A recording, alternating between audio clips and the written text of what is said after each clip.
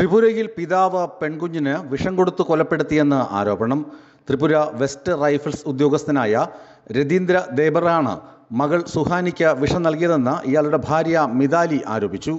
ആൺകുഞ്ഞു വേണമെന്ന ആഗ്രഹം സാധിക്കാത്തതുകൊണ്ടാണ് രതീന്ദ്ര ഇത്തരം കടുങ്കൈക്ക് മുതിർന്നതെന്ന് മിതാലി പോലീസിന് നൽകിയ പരാതിയിൽ പറയുന്നു. ത്രിപുരയിൽ കഴിഞ്ഞ വെള്ളിയാഴ്ച രാത്രിയാണ് ക്രൂരത അരങ്ങേറിയത്.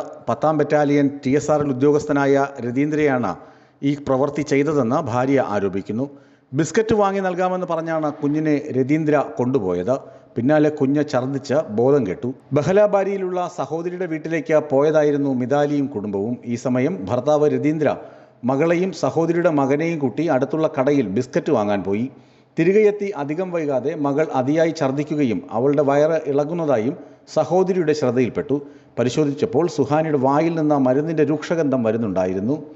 കുഞ്ഞിന് ഇങ്ങനെ വയ്യാതാവാനും വേണ്ടി എന്താണ് നൽകിയതെന്ന് രതീന്ദ്രയോട് പലതവണ ഭാര്യ ചോദിച്ചു. എന്നാൽ അദ്ദേഹം ചോദ്യങ്ങളിൽ നിന്ന് ഒഴിഞ്ഞുമാറി.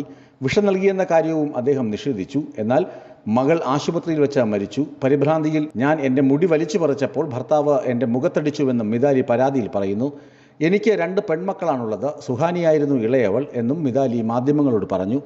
കുഞ്ഞിനെ ആദ്യം ഖോവായ് ജില്ലാ ആശുപത്രിയിലും പിന്നീട് സംസ്ഥാന തലസ്ഥാനമായ അഗർത്തലയിലെ GB ആശുപത്രിയിലേക്കും കൊണ്ടുപോയി. എന്നാൽ ആശുപത്രിയിൽ എത്തും മുമ്പ് തന്നെ കുഞ്ഞ് മരിച്ചിരുന്നു.